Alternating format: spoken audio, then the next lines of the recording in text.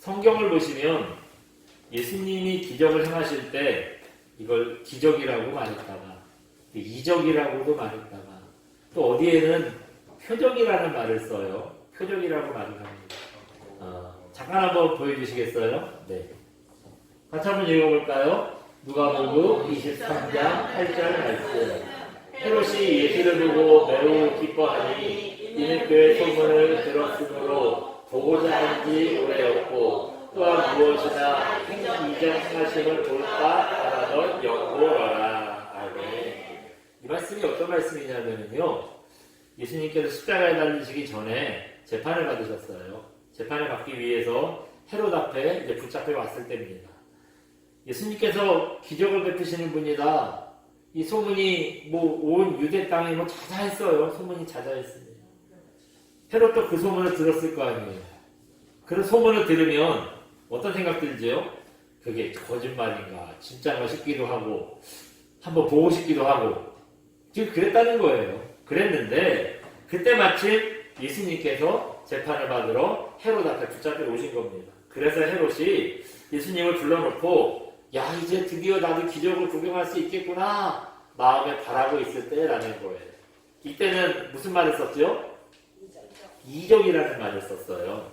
근데 또 어디서는 예수님께서 기적 베푸셨을 때 표적이라는 말을 씁니다. 어디냐면 한번 잠깐 보여주세요. 이번에도 읽어봅니다. 요한복음 2장 11절 말씀. 예수께서 이 처음 표적을 갈릴리 가나에서 행하여 그 영광을 나타내시네 제자들이 그를 믿으리라. 아멘.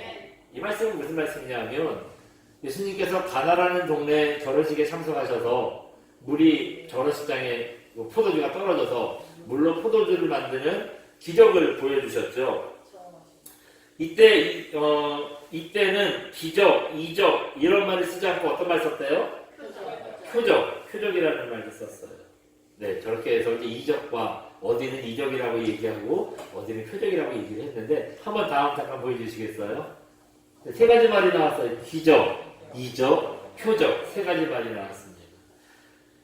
사실 우리는 기적이나 이적이나 표적이나 구별하지 않고 다 그냥 기적이라는 의미로 그렇게 쓰고 있잖아요. 그런데 성경은 이걸 구별합니다. 그럼 왜 구별했을까요? 그냥 그때그때 기분에 따라서 어떤 때는 기적이란 말 썼다가 어떤 때는 표적이란 말 썼다가 이런 걸까요? 그렇지 않습니다. 저도 좀 찾아봤는데요. 기적과 이적과 표적 구별한 이유는 뭐냐면 그 말의 의미가 다 다르기 때문에 저걸 구별을 한 겁니다. 국어사전에서 저 말의 뜻들을 좀 찾아봤어요. 한번 잠깐 보여주시겠어요? 기적이라는 게 뭐래요? 생각할 수 없는 기이한 일. 상식적이지 않은 신기한 일일 때 기적. 우리가 잘 아는 기적의 의미입니다. 이적이라는 말은 뭐냐? 한번 보여주세요. 이것도 마찬가지예요. 뭐래요? 기이한 경. 참 희한하다 싶은 일이 기적이랑 똑같은 의미인데 말을 조금 다르게 한 거예요. 근데 그게 다음이 문제입니다. 표적 한번 보여주세요. 같이 봅니다. 시작. 나중에 무언가를 드러내기 위한 수단. 말이 조금 어려워요. 나중에 무언가를 드러내기 위한 수단. 저걸 조금 설명을 해보면 예수님이 베푸신 기적을 보고 사람들이 이래서 예수님은 하나님이시라는 거구나 라고 사람들이 깨닫게 됐을 때 그것까지 갔을 때는 그게 뭐라고요? 표적이라는 겁니다. 기적이 아니에요. 그게 이적이 아니에요. 그럴 때는 표적이라는 말을 쓴다는 거예요. 그래서 아까 헤롯이 예수님 보고 이제 예수님 기적 베푸는 거 구경할 수 있겠구나. 예수님께서 베푸시는 기적을 구경거리로만 생각했을 때 그때는 이적이에요. 그걸 보고 예수님이 하나님이셨구나라고 생각까지 갔으면 그건 표적이야. 근데 헤롯은 그런 믿음이 없었어요. 그냥 이거 기적이나 한번 구경할 수 구경거리로 생각했을 때에는 그래서 기적, 이적이라는 말을 쓴 거예요. 그런데 반면에 우리 아까 얘기했던 거 다시 한번 보여주시겠어요? 요한복음 2장 11절. 네, 들어가세요. 요거. 그러니까 이거는 이제 무슨 상황입니까? 아까 말씀드렸지만 이제 12명의 제자를 뽑아놓고 처음으로 이 12명 제자를 동원해서 대동하고 잔치집에 간 거예요. 그리고 나서 거기서 처음으로 예수님께서 기적을 이제 보여주신 거예요. 그러니까 딴 사람들은 몰라요. 누구만 알고 있었냐 하면 예수님이 12 제자들과 어머니 마리아 또 그때 그 시키는 대로 가져갔던 하인들, 제한된 사람들만 알고 있었던 기적입니다. 근데 중요한 건 뭐냐면, 여러분, 이 물로 포도주를 만드는 게 아무나 할 수 있는 일은 아니잖아요. 놀라운 일이죠. 이걸 보고 제자들이, 오, 정말 예수님께서 예사뿐은 아니구나. 저분이 정말 하나님이시구나 하는 걸 믿게 됐다는 거예요. 그래서 여기 얘기했잖아요. 예수께서 이 처음 표적, 처음 이제 한 거예요. 제자들한테 처음 표적을 갈릴리 강가에서 행하여 그 영광을 나타내시네. 그 다음 뭐래요? 제자들이 그를 믿으니라. 이게 중요해요. 제자들이 그를 믿으니라. 그 기적을 보고 제자들이 예수님이 하나님이시라는 것, 예수님이 구원자시라는 것을 믿게 됐을 때, 그때는 무슨 말을 쓴다고요? 표적이라는 말을 쓴다는 거예요. 예, 그래서 표적이라는 말을 썼던 겁니다. 이제 진짜 하고 싶은 본론으로 들어가 볼게요. 마태복음, 마가복음, 누가복음에는 표적이란 말이 없어요. 거기는 기적, 이적 이런 얘기만 합니다. 근데 요한복음에는요, 또 반대로 기적과 이적이란 말이 없어요. 요한복음에서는 다 저런 얘기를 할 때 표적이라는 말을 썼어요. 그 얘기는 무슨 말이냐면, 요한복음에서 예수님의 기적을 기록했을 때에는 이거 보고 사람들이 예수님께서 구원자시라는 것, 하나님이시라는 것을 사람들이 알게 했다. 그거를 알게 하려고 그 기적을 보이셨다라는 그런 설명까지 나아가는 겁니다. 예. 오늘 본문도 그래요. 이제 이 얘기 하려고 여태까지 얘기 꺼냈어요. 오늘 본문도 이런 표적이었습니다. 오늘 본문은 예수님께서 눈먼 시각장애인을 고쳐주신 사건입니다. 이 기적은 단순히 예수님께서 이 사람을 고쳐줬다 여기서 끝나는 게 아니에요. 이걸 통해서 표적이라고 그랬잖아요. 그러니까 이 기적을 통해서 예수님이 구원자라는 사실, 이거를 사람들에게 가르쳐주고 있다는 거죠. 그래서 우리가 오늘 본문을 통해서 이 구원자 되신 예수님이 우리에게 어떤 은혜를 베푸시는가 한번 좀 살펴보도록 하겠습니다. 오늘 본문의 내용이 이렇습니다. 예수님께서 길을 가시다가 태어날 때부터 시각장애인인 사람을 만났대요. 그래서 이 사람 눈을 고쳐주십니다. 어떻게 고쳐주셨죠? 우리가 생각하기 조금 더럽고 이해가 잘 안 가는데, 예수님께서 땅에 침을 뱉으셨대요. 침 뱉었다니까 막 크게 이렇게 아니라 얌전하게 뱉으셨겠죠? 침을 뱉으셔가지고 이거를 잘 크게 이겨서 그 진흙을 이 사람 눈에 발라줬어요. 그리고 나서 실로암 연못에 가서 씻어라. 그래서 쫓아가가지고 실로암 연못에 가서 씻었더니 눈이 떠졌더라. 보이게 됐더라 하는 게 오늘 본문입니다. 그런데 왜 그렇게 침을 뱉고 이걸로 진흙을 이겨서 눈에 바르셨을까요? 네. 다른 방법도 있잖아요. 좀 점잖은 방법도 있잖아요. 여러분, 침은요, 동서고금을 막론하고 기분 좋은 건 아니에요. 누가 침 묻혔을 때 좋아하는 사람 아무도 없어요. 우리나라만 그런 게 아니에요. 전 세계 어디 가서도 원수를 만나면 침을 뱉는 게 기본이에요. 그러니까 침은 아주 더러운 거예요. 근데 왜 침을 뱉으셨을까요? 주석에 보니까 이런 설명을 하더라고요. 뭐냐면, 하나님께서 그 사람을 뭘로 만드셨죠? 흙으로. 네, 흙으로 만드셨어요. 그래서 그런지 사람 몸에 있는 성분이랑 흙에 있는 성분이 똑같대요. 이거는 그냥 신학자들이 하는 얘기가 아니라 과학적으로 증명된 사실이에요. 제가 그것까지 다 해드릴 시간이 많이 가서 그런데 사람 몸에 뭐 인이 있고 뭐 이것저것 있는 게 흙에 있는 성분이랑 똑같다는 거예요. 그래서 흙은 누구를 상징하느냐? 사람을 상징한대요. 그러면 침은 예수님 몸에서 나온 거잖아요. 몸에서 나온 물질, 수분이에요. 예수님 몸에서 나오는 물이 또 뭐가 있죠? 피가 있잖아요. 근데 예수님이 이때까지만 해도 이미 벌써 피를 막 보이시고 이런 상황은 아니에요. 그렇다 보니까 침이 예수님 몸에서 나오는 것처럼 나오는 수분인 것처럼 이 침을 예수님의 피를 상징한다는 거예요. 근데 이제 그러니까 결국 무슨 얘기냐면 사람을 상징하는 흙에 예수님의 보혈을 상징하는 침을 뱉어서 이겼어요. 그게 섞은 거예요. 섞은 거. 그러니까 사람의 몸과 예수님의 보혈이 섞여서 하나가 됐을 때 그 다음에 이 사람 눈이 떠졌잖아요. 구원받았잖아요. 그런 것처럼 우리 몸과 예수님의 보혈이 하나가 됐을 때 이제 우리가 구원받는다. 이걸 보여주는 표적이다. 상징적인 사건이다. 그렇게 설명을 하고 있더라고요. 아, 그 말이 맞는 거구나. 저도 알게 됐어요. 근데 오늘 본문에 보시면 방금 말씀드린 것처럼 예수님의 보혈이 우리를 구원해 주신다는 것, 이거 상징적으로 보여지는 표적이 한 가지 있었고요. 근데 오늘 본문 가운데 또 한 가지 표적이 있어요. 그게 뭐냐면 우리를 죄에서 예수님이 해방시켜 주시고 우리를 해방시켜 주신다는 표적입니다. 여기에 대한 설명을 조금 드려볼게요. 한번 잠깐 보여주시겠어요? 네. 네. 시각장애인의 눈이 보이지 않는 이유가 같이 읽어봅니다. 예. 시각장애인의 눈이 안 보였는데 이게 자기 죄 때문이냐 부모 죄 때문이냐 사람들도 이게 다 궁금했어요. 예수님께서 태어날 때부터 맹인이었던 사람 만나셨죠. 2절 보시면 그 사람을 보고요. 시각장애인을 보고 제자들이 예수님께 물어요. 예수님, 저 사람 시각장애인이 된 게 자기의 죄 때문인가요? 부모의 죄 때문인가요? 여러분 이게 말이 돼요? 네? 이분이 이렇게 시각장애인으로 태어난 건 참 안타까운 일인데 어찌 보니 그렇게 태어난 거죠. 그게 누구 죄 때문은 아니잖아요. 네? 근데 당신 사람들이 그랬다는 거예요. 문둥병이라든가 아니면 장애를 갖고 태어나게 되면은 저거 분명히 하나님의 저주를 받아서 저렇게 태어난 거야. 근데 저게 부모의 죄 아니면 자기의 죄 때문일 거야. 대부분의 사람들은 어떻게 생각하느냐? 그럴 거라고 하지만 이미 태어났을 때부터 장애를 갖고 태어난 사람은 죄 때문에 자기 죄 때문에 그러기 어렵잖아요. 10중 8구 누구 죄예요? 부모의 죄. 그렇죠. 그렇게 생각을 했다는 거예요. 근데 여러분 정말 이 사람이 부모의 죄 때문에 시각장애인이 됐겠어요? 여기에 대한 예수님이 제자들이 질문했으니까 예수님이 대답을 해주셔야죠. 3절에 보면 예수님께서 그 질문에 대한 답을 하십니다. 우리 3절 한번 같이 읽어봅니다. 시작. 예수께서 대답하시되 이 사람이나 그 부모의 죄로 인한 것이 아니라 그에게서 하나님의 하시는 일을 나타내고자 하십니다. 아멘. 예. 이 사람 시각장애인으로 태어난 거 자기 죄 때문이 아니래요. 또 그렇다고 부모의 죄 때문도 아니래요.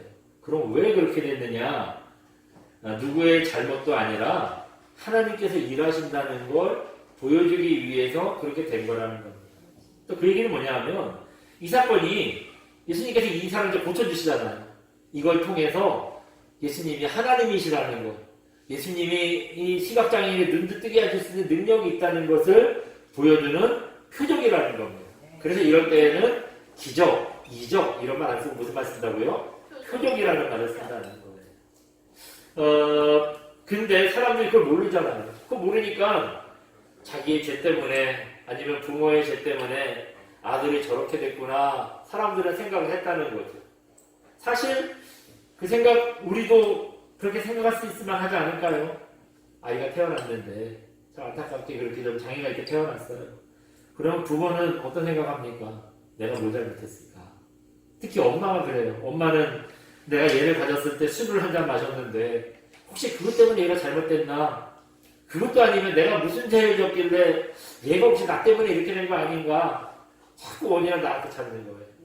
자꾸 그 본인을 이렇게 자책을 하는 거죠. 여러분 그 부모 마음이잖아요. 그거 아이가 그렇게 해서 그런 부모 마음 아니겠어요? 이런 부모의 마음을 이용해서 이 부모의 마음을 이용해서요 잘못된 신앙으로 현혹하는 얘기가 있어요. 무슨 얘기냐면 여러분 혹시 이런 말 들어보셨어요? 잠깐 한번 보여주시겠어요? 네, 같이 읽어볼까요? 가게에 흐르는 저주론. 네, 가게에 흐르는 저주론입니다. 여기서 말하는 가게는 구멍가게 얘기하는 거 아닌 거 아시죠? 집안 얘기하는 겁니다. 집안. 이유 없이 친구들이 자꾸 아파요. 되는 일도 없고 하는 일마다 실패해요. 여기까지만 보면 이제 뭐 하라 그래요? 신 받아라. 신내림 받아라. 막 그런 얘기 하는 사람도 있어요.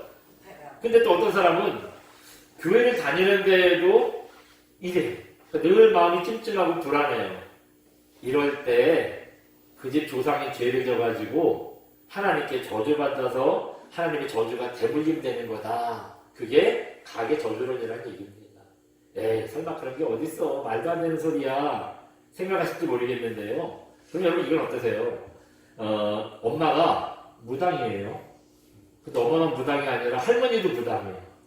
실제로 그런 저기 원당에서 목회하시는 아는 목사님 중에 그런 목사님 있어요. 엄마가 무당이야. 자기는 어렸을 때 교회 다녔어요. 무당인데 교회 다녔어. 근데 목사가 됐어요. 네, 그런 분들 있어요. 네.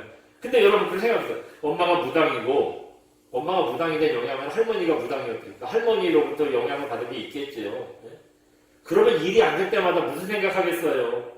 우리 엄마가 무당짓을 해가지고 우리 할머니가 무당짓을 해가지고 내가 하나님께 저주를 받는구나. 그런 생각 안 들겠어요?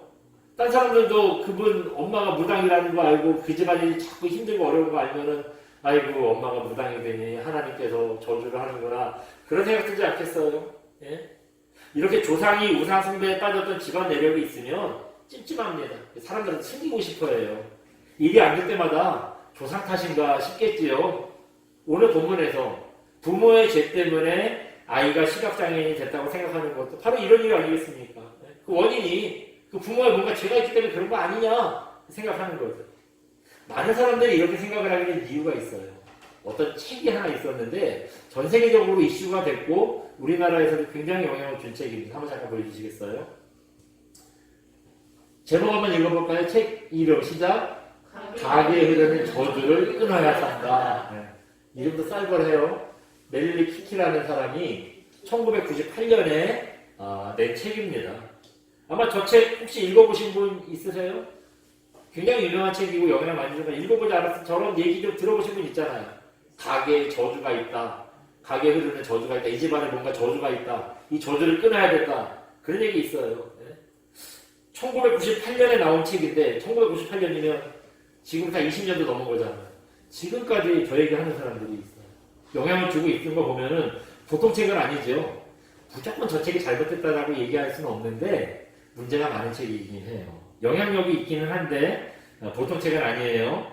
근데 결론부터 말씀드리면 저 얘기가 틀린 얘기입니다. 여러분 틀린 얘기예요. 누가 와서 가게에 이 집안에 저주가 있어. 하나님께 저주가 있어. 그 저주 끊어야 돼. 여러분 이런 말 하면은 그 잘못된 신앙이에요. 거기 솔깃하고 마음이 속 가면 안 돼요. 아니에요. 그럴 리가 없어요. 왜냐? 좀 얘기를 해드릴게요. 우리는 모든 걸 다 성경에 비춰서 얘기해야 되잖아요. 저분도 믿음 있는 분이에요. 이분이 메릴린 히키 미니스트리 그래가지고 무슨 성교회도 운영을 해요.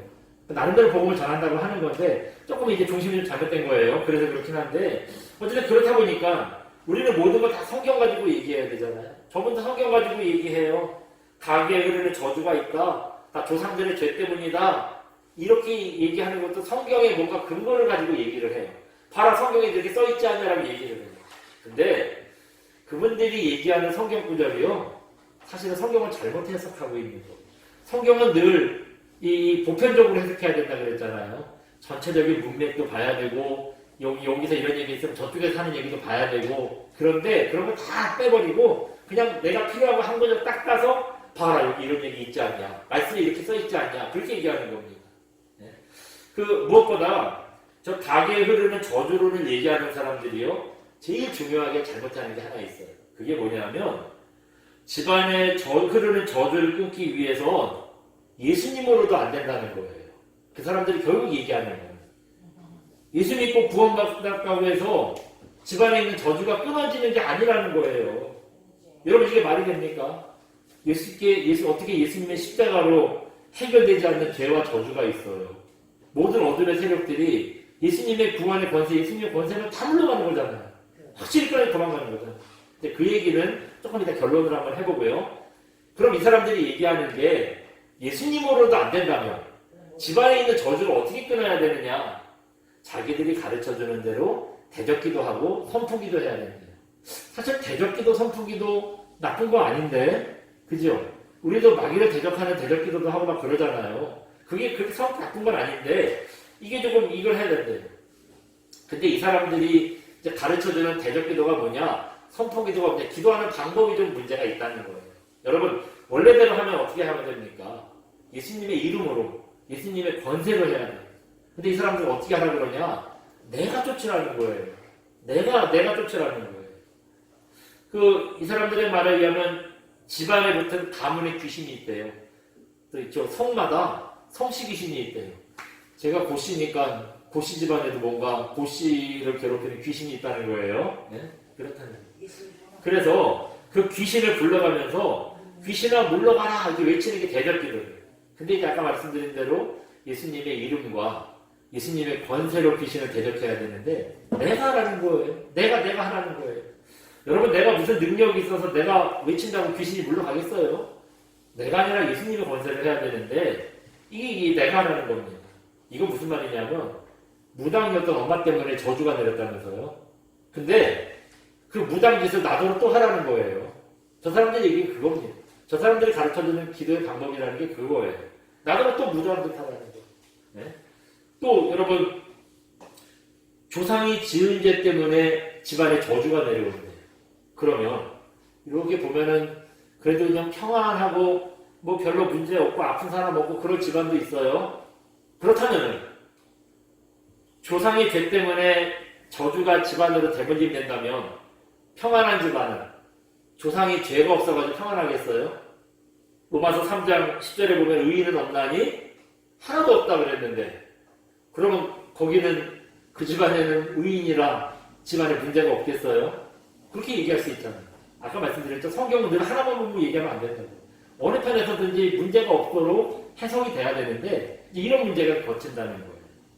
가게 흐르는 저주라는 말이 틀렸다는 거 딱 두 가지 성경 구절로만 말씀을 드려볼게요. 더 많이 할 수 있는데 그냥 두 가지만 간단하게 말씀드려볼게요. 신명기 24장 16절입니다. 한번 보여주시겠어요? 네. 같이 읽어봅니다. 신명기 24장 16절. 자식들은 그 아비로 말미암아 죽임을 당하지 않을 것이니 각 사람은 자기 죄로 말미암아 죽음을 당할 것이라. 아멘. 뭐라 그랬어요? 부모의 죄값을 자식한테 묻지는 않으신다는 거예요.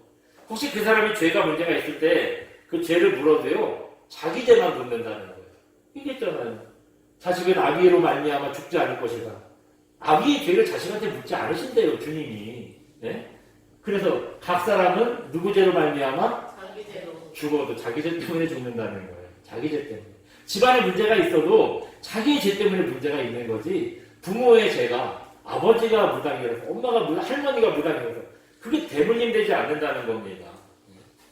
제가 여러분 우리가 이렇게 확실한 말씀이 있는데 어떻게 부모의 죄가 아들한테 대물림이 된다고 얘기를 할 수 있겠어요? 그건 아니거든요. 내게 죄가 있다면 여러분 내 죄는 뭐죠? 원죄. 또 그리고 내가 스스로 짓는 자범죄. 이게 있잖아요. 그러니까 하나님께서 물으셔도 이 죄, 내가 지을 죄만 물어요. 근데 예수님이 이따가 말하기로 십자가는 이미 내 원죄까지 다 해결해 주세요. 다 해결해 주시는 거예요. 그러니까 그 물어도 이제 전혀 문제가 될 수 없는 거죠. 어쨌든 이거 뭐 내게 죄가 있다면 뭐 내가 있는 죄뿐이에요. 부모의 죄, 할아버지, 할머니의 죄, 그다 그분들 몫이에요. 아들한테 무슨 뭐 손자한테 물을 만한 죄가 아니야. 그분들 몫인 겁니다.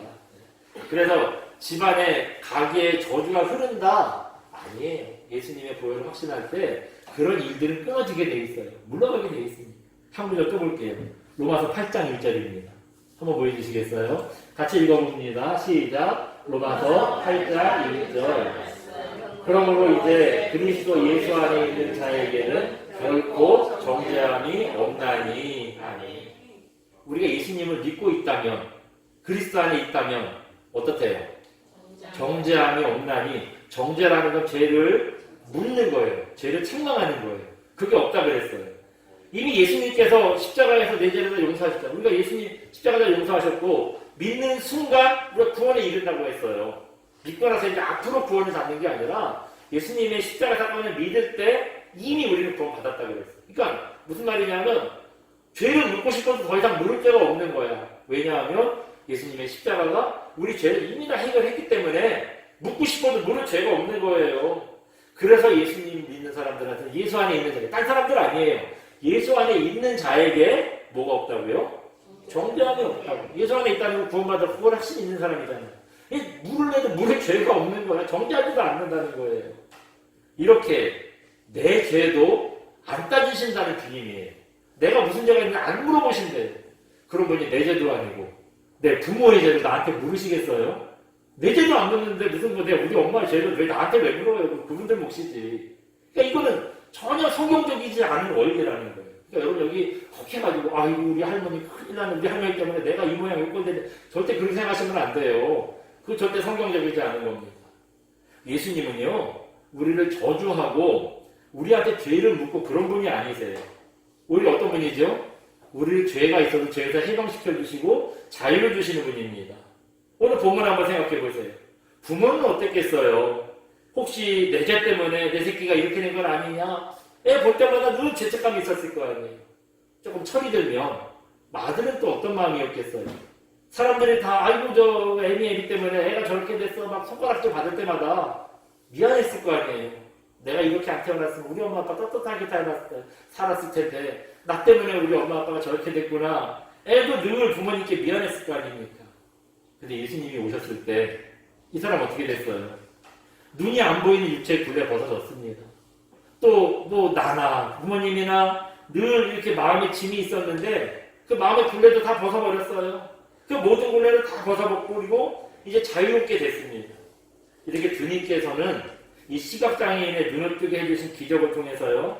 주님은 죄를 묻는 분이 아니라는 거. 오히려 그 죄의 굴레를 다 벗겨주신다는 거. 이걸 우리에게 알려주세요. 네. 그래서 네 죄 때문이 아니래잖아요. 네 부모의 죄 때문이 아니래잖아요. 하나님께서도 낫게 해주시고 하나님 살아계신 분이라는 거 가르쳐주려고 이거 한 거야 라고 말씀하시잖아요. 주님은 우리에게 죄를 물으시는 분이 아니세요. 우리 고의적 굴레를 다 잡아서주시는 분입니다. 앞에 8장 32절 보면 이런 말씀이 있어요. 잠깐 볼까요? 앞장이니까 8장 32절 보면 아주 유명한 말씀이 있습니다. 8장 32절 같이 봅니다. 시작. 아멘. 진리를 알지니 진리가 너희를 자유롭게 할 것이다. 여기서 말하는 진리는 예수님, 또 예수님의 말씀을 진리라고 하는 거죠. 진리 대신 예수님을 알 때 자유롭게 된대요. 죄에서 해방된다는 거예요. 육체의 굴레에서 벗어날 것이고 죄의 굴레에서 벗어날 것이고 모든 굴레 다 벗어나게 된다는 거예요. 그래서 자유롭게 될 거야 라고 8장에서 쭉 말씀을 해주셨어요. 그리고 9장 와가지고 내 말이 거짓말이 아니야 라는 걸 가르쳐 주시는 게 실제 예를 이 장님의 눈을 뜨게 해주시는 걸 보여주시는 거예요. 8장에서 진리를 알면 진리가 우리를 다 자유롭게 해줄 거야 라고 하면서 소기각장애인 보고 저 사람 눈을 뜨게 해주셔서 이제 이 어둠의 권세가 물러가는 걸 보여주는 거예요. 예수님을 알게 되면은 자유롭게 된다는 거봐 진짜지? 라고 보여주시는 게 9장입니다. 그래서 이 9장에서 실제의 예로 이분 눈을 뜨게 하셔서 모든 굴레를 벗어나게 하고 자유롭게 예수님께서 해주신다는 걸 표적으로 보여주는 게 오늘 사건이라는 겁니다. 여러분 우리 인생도 마찬가지 아니겠습니까? 예수님을 믿을 때요. 주님을 확신하고 알 때 우리를 올가매고 있는 인생의 모든 굴레 해방될 수 있고요. 자유롭게 될 수 있습니다. 코로나를 겪다 보니까 하지 말라는 일이 얼마나 많은지 몰라요. 아까 얘기했잖아요. 어제도 와가지고 뭐 하지 말라, 이거 하지 말라, 뭐 한참 공무원이 와서 얘기하고 갔다고요. 예. 그러나 그런 답답한 상황 속에서도 여러분 주님 꼭 만나시기 바랍니다. 아멘. 그래서 이 답답한 상황에서 예수님 때문에 우리의 영역이 강건하고 자유로움을 얻게 되는 신령한 은혜를 누리시기를 주님의 이름으로 축원드립니다. 아멘. 이 시간 오직 예수뿐이네 함께 찬양하고 기도합니다.